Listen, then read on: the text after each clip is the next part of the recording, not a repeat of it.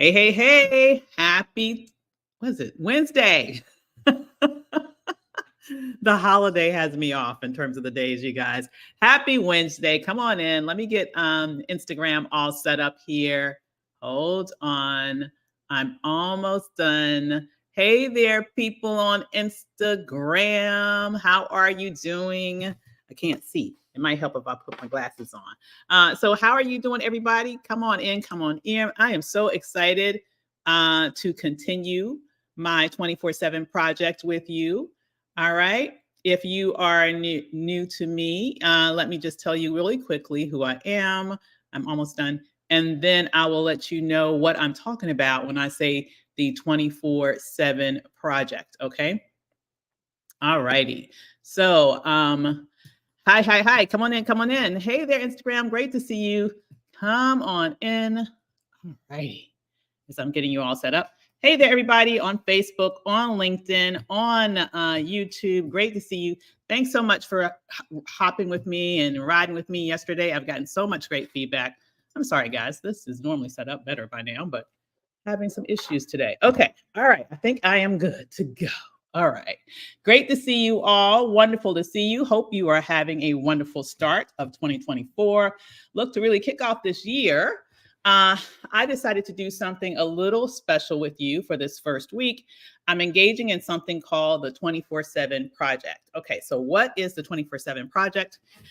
And what the hell does that have to do with you? Okay. So, first of all, my name is Dr. Avis, media monetization mentor, business elevation strategist, seven-figure CEO.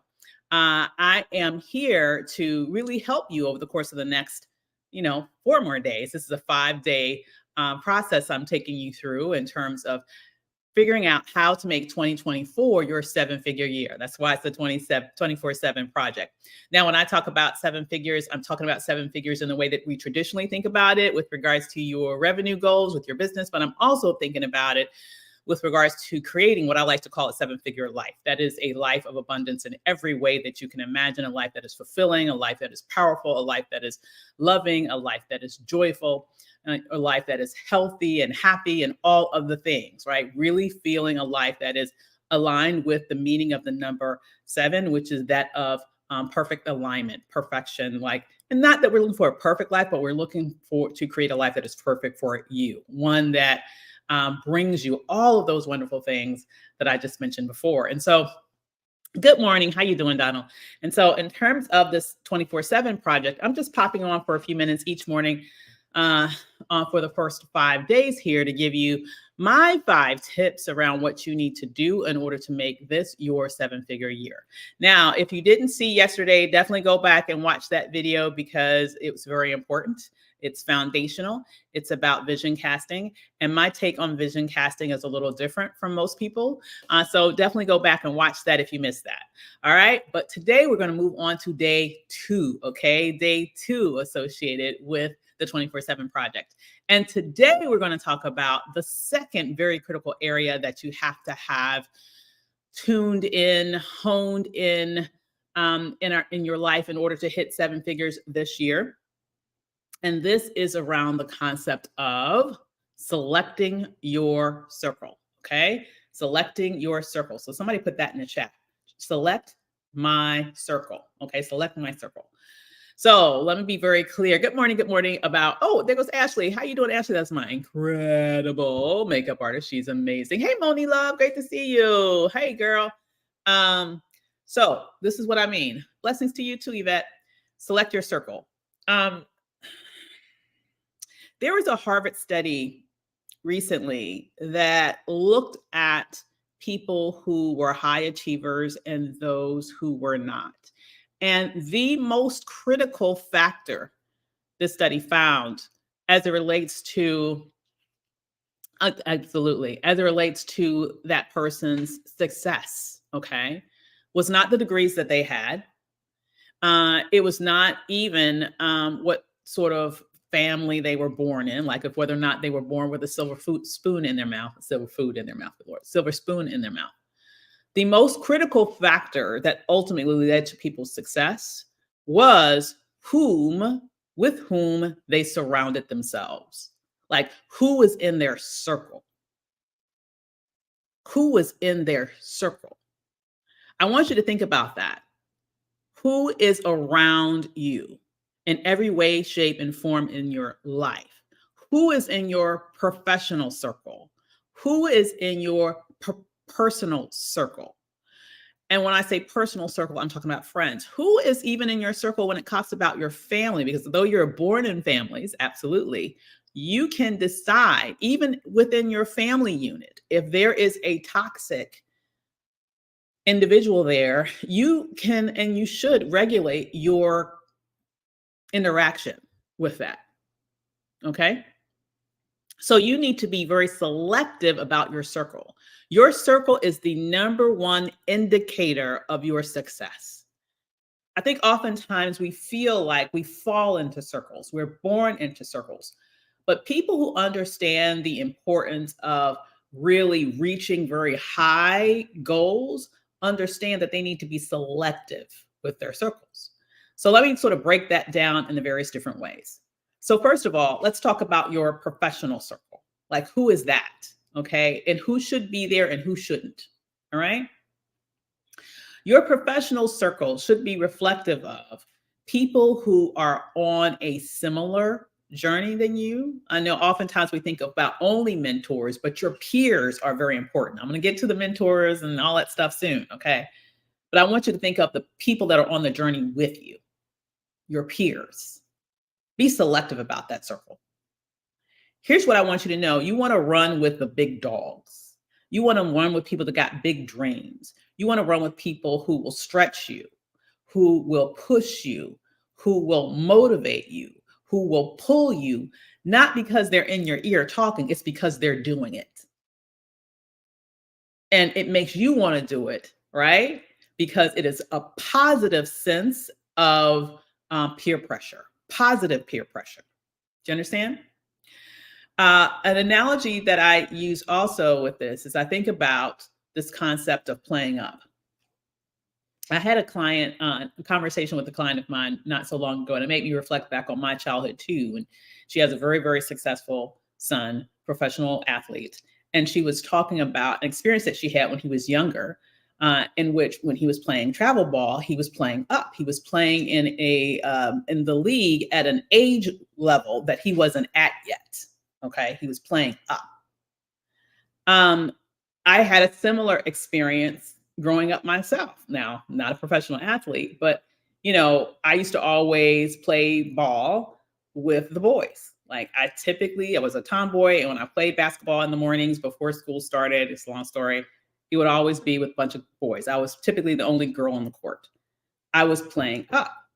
I built a habit of playing with people who were faster than me, stronger than me, in many respects better than me, right? When I started. But over time, as my skill sets improved to be able to compete at that level. Similarly, with my client, obviously, he's a professional now, playing up worked for him as well. I want you to look to the left of you and look to the right of you with your peers. Are they the type of people who push you to higher levels? Are they the type of people that is going to bring out something more from you? Are they the type of people who will require you to play up? Or is your ego such that you can't take being in a space where it feels like people are more advanced than you? Let me just tell you, if your ego is such that you can't take being in a space where you feel as if people are more advanced than you, then you will forever stay where you are. So don't complain. Boom. Are you hearing me on that? Are you hearing me on that? You cannot let your ego stand in the way of your progress. I mean, you can, but tell me how that works out. And I will tell you it's not going to work out too well. All right. You need to moderate the ego such that you allow yourself to be in spaces where people will pull you up by the level in which they are operating. You need to make a habit of playing up. And that's why I'm saying you need to be selective with your circles. Who are those people that are around you that inspire you, that pull you, that motivate you based on their actions, not merely on their words. And it's okay if in that circle you do that for other people, but you don't want to be in a circle where you're doing that for everybody else and nobody's doing that for you, because that's not helpful for you. You're not going to stretch. Now, if your goal then is to be at, for example, seven figures in your business next year, how many people are in your circle who already have seven-figure businesses? Let me know. Let me know.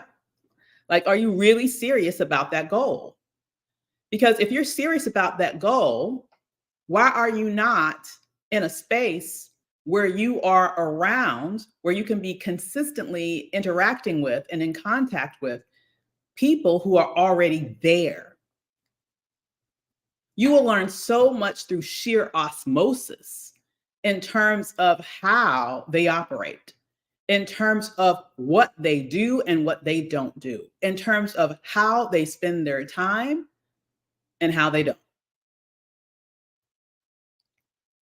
Look at your circle. Now, does that mean that everyone in your circle needs to be seven figures or more? No, but there needs to be a good little representation. Okay. So that you can be pulled in that direction, and you will begin to see that what it takes to get there when you begin to mimic that. Okay. When you begin to mimic that, you will have no choice but to get better. Just like when I was younger, when I was, in this space where I had to play harder, where I had to run faster, where I had to jump higher. Okay. When I had to do all those things, then when I got to a point where I could only play with other, young girls who had, most of whom had not played with boys for years, I was better than most of them because I had spent so much time stretching myself in an environment in which other people were more advanced than me. You get stronger, better, faster. You get that benefit by being around those people who are already at where you want to go. So I'm going to challenge you. If you're serious about making next year your seven-figure year, you need to be serious about being in circles with seven-figure earners. Boom, full stop. Okay. Assess your circle. Okay. So that's like a professional circle example. Okay. Personal circle. Let's talk about this. You need to be very, very discerning. Okay. Oh my God, David is so true. David said, you also have to be open to receiving new ideas. 1,000% true. You have to be open to receiving new ideas. Absolutely, you do. Because that's the whole point. That's the whole point of being in those spaces. Like if you're in those spaces and you are like, no, no, no, no, no, no, I'm just going to keep doing what I've been doing and it's going to magically work because these people are around me. No, you're there, okay, to receive new ideas, to receive new perspectives, to learn new ways of doing things, and then to implement. And then with the implementation, I'll just say this, I'm getting a little ahead of myself here because this is just about the circle today. But I will say, when we're in those circles, the thing that often sometimes can undermine our eventual success is that we expect tomorrow to be to where those people in those circles already are. Like if we feel like we're not progressing fast enough, we begin to self-sabotage by bringing in this air of negativity or being intimidated or feeling a tinge of envy, like those types of things, not realizing that the people in those circles, it took them years to get where they are. And you're comparing your year 1 or 2 to their year 10 or 20. Okay. Apples and oranges. Okay. Apples and oranges. Let's not do that to ourselves. All right. Absolutely. Select your circles. Listen to ideas, implement with patience. Absolutely. Very good synopsis. I can't tell who did that, but absolutely right. Okay. Now let's talk about your personal circle because this is just as important as your professional circle, you guys. I do not want to minimize this at all. Who is in your ear on a daily basis? Who is in your ear? Think about that.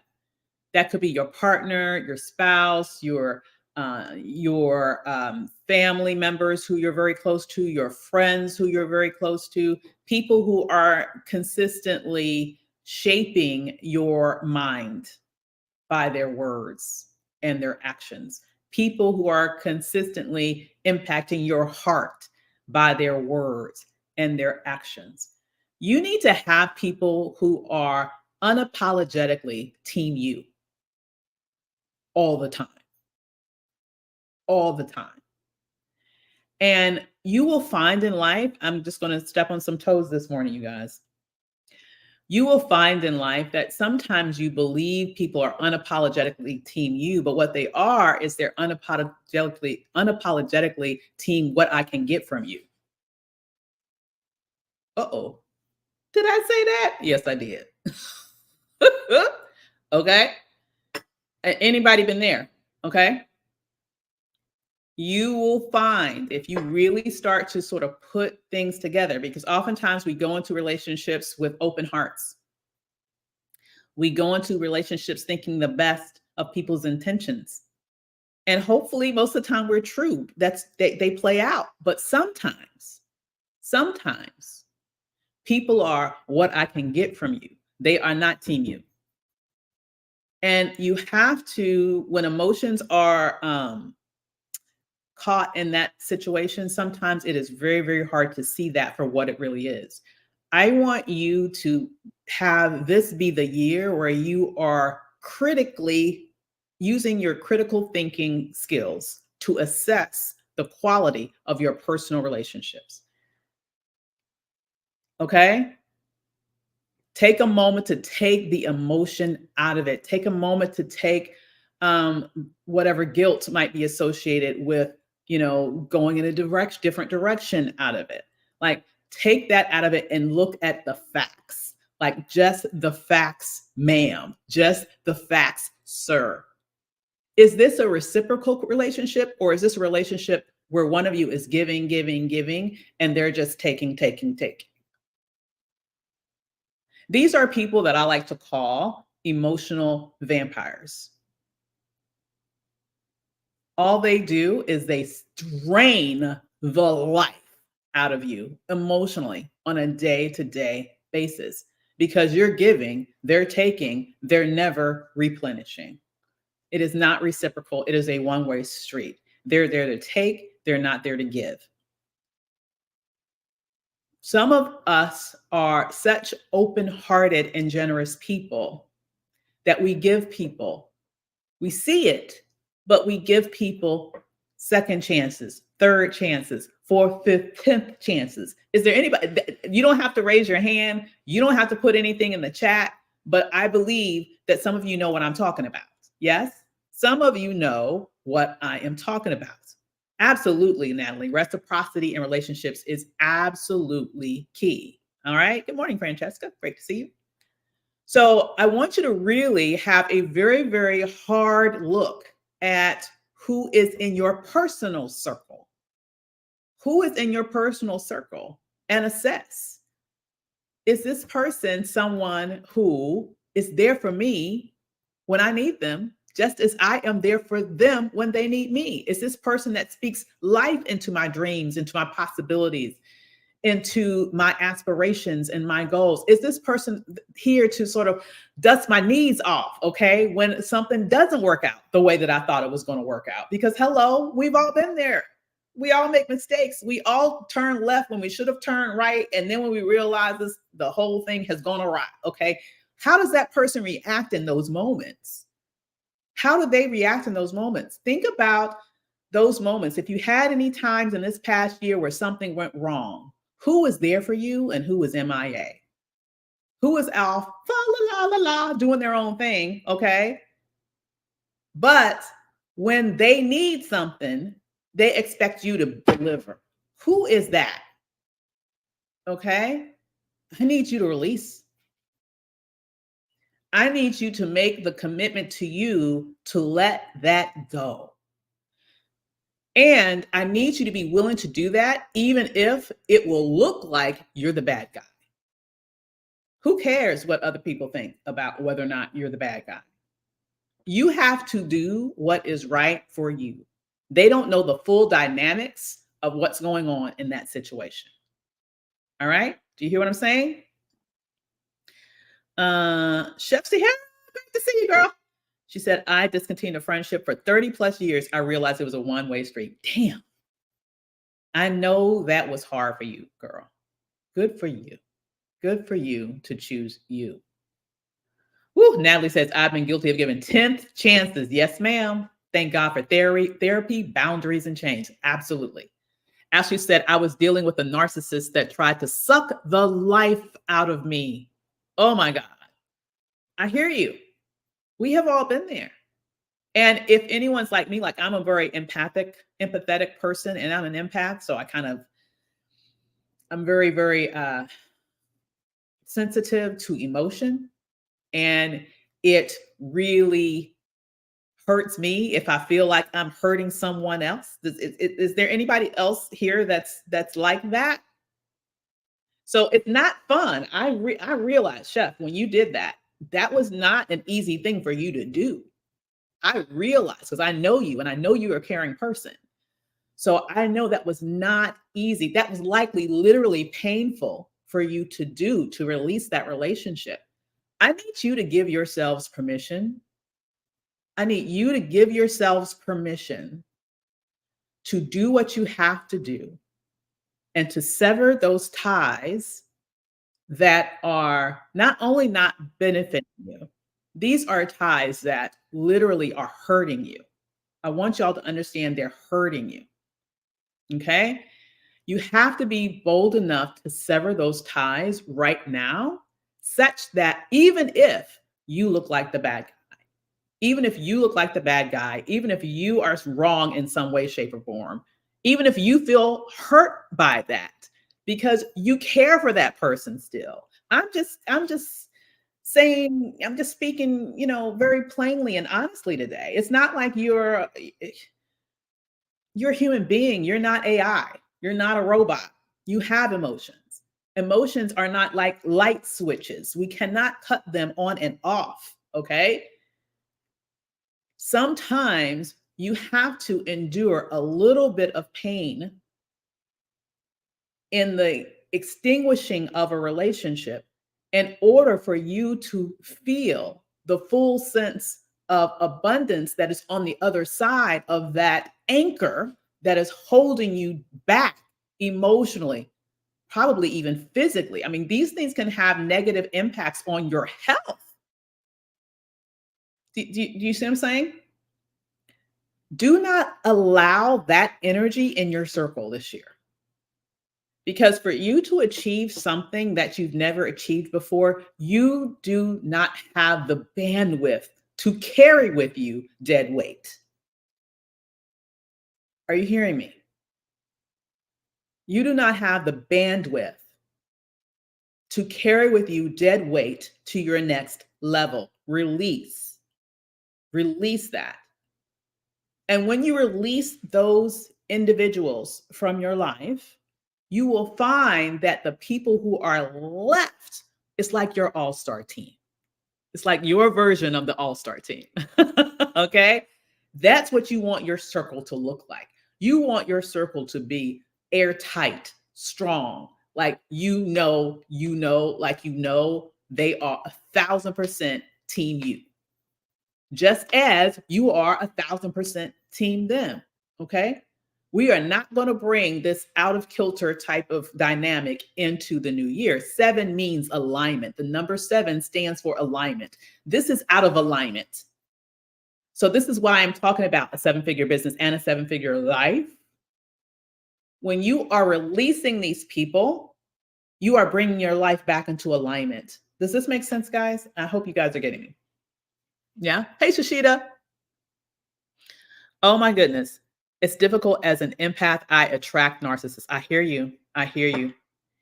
Brian says, Healing the Shame That Binds You by John Bradshaw examines the family dynamic. Oh, thanks for sharing that. We should definitely check that out. Oh my goodness. So good. I'm loving all the feedback I'm getting this morning. Absolute. Francesca says, better late than never. You got that right, girl. Okay. Sometimes we can get stuck in these situations for years, but better late than never. Absolutely. Because what I have found is that when you crystallize and get your circle right, you will be able to make leaps in terms of the rest of your life with what you're able to accomplish. So if you have a big, bad, audacious goal that you want to have in 2024, you do not have the energetic bandwidth to deal with foolishness. Bam. Okay. Let it go. Let it go. All right.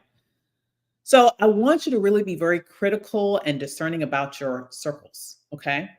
Now, the last thing I will say about your circles is, you know, how do you then come across these people? Maybe you feel like you need to do a little work with making good selections for your circle. And that is all of us do. I mean, like I said, we need to be intentional about these things. You need to make sure, number one, that you're in the right rooms, that you're in the right spaces, that you are showing up and that you are participating and you're connecting with people on a very, very powerful level. And then from there, you need to maintain those connections, maintain those relationships, and let it grow. And part of that means finding spaces where you can enter where there will be other high quality, high energetically very high achieving people, as well as high action, like people who are really those pull partners that I mentioned, those people who are achieving at very high levels, and you can be that for each other. All right. So find a way to be in those spaces. And oftentimes, when you are in those spaces, you can not only create the professional connections that you need to make, sometimes those professional connections can also bleed over into new friendships that automatically grow from that. All right. Think about how can you do that. All right. Now, if you haven't already, I just want to take a second to say this is one of the reasons why I developed the Year of Abundance brunch, and why I decided to do this as an intimate in-person experience versus a big old online launch like I often do when I'm really just teaching about a specific business or marketing strategy. I wanted to create a space where people could come together and really connect, really be surrounded by other high achievers, and really be able to forge new connections that could lead to collaborations, that could lead to partnerships, that could lead to perhaps even new clients, that could lead to new friendships. Having the opportunity to interact in person, I believe there is absolutely no substitutes for that. So if you haven't already, I want to take a minute right now to invite you to my Year of Abundance brunch. Okay. You can get more information and grab your ticket. We are well on our way to selling out. I would be surprised if any tickets are left by the beginning of next week. So I would suggest that you go ahead and grab it now if you've been considering it.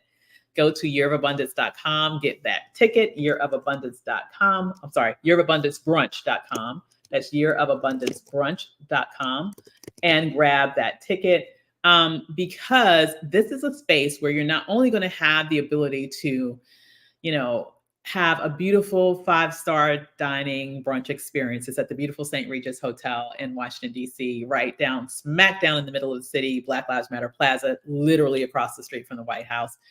But in addition to that, you're going to have an opportunity to network with, to meet, to be in this circle of high achievers just like you. And most importantly, perhaps, or just as importantly, at this brunch, you're going to have the opportunity to have me walk you through putting together your 24/7 plan for 2024. So that means you're going to get the opportunity to really plot out and really plan out what you need to do all year long and when, in order to hit seven figures in your business and to create that seven-figure life that we've alluded to today. You need them both. You deserve both. All right. And so if you haven't grabbed your ticket, I'm going to take a minute to just invite you one more time. Join me at the Year of Abundance brunch. I will put the link in the comments as soon as I'm done. And if you're on Instagram, you can definitely also find it on my bio. I look forward to seeing you guys there. So I'm hoping that this was helpful, you guys. This is just day 2 of this 5-part series. And day 3 is tomorrow morning. I hope that you will come and join me for that. But hey, I'm going to give you a little bit of homework. Take a minute today and think about your circle. Am I in the right professional circle? Am I in the right personal circle? And what do I need to do to improve my circles?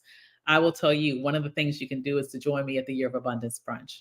With that said, I hope that I have been helpful to you this morning, and I want you to join me right back here tomorrow morning, the same time. We're going to be talking about step 3. We're going to be talking about a very important concept you need to release in order to receive. We'll go into that deeply tomorrow. Until then, I will see you there. Okay.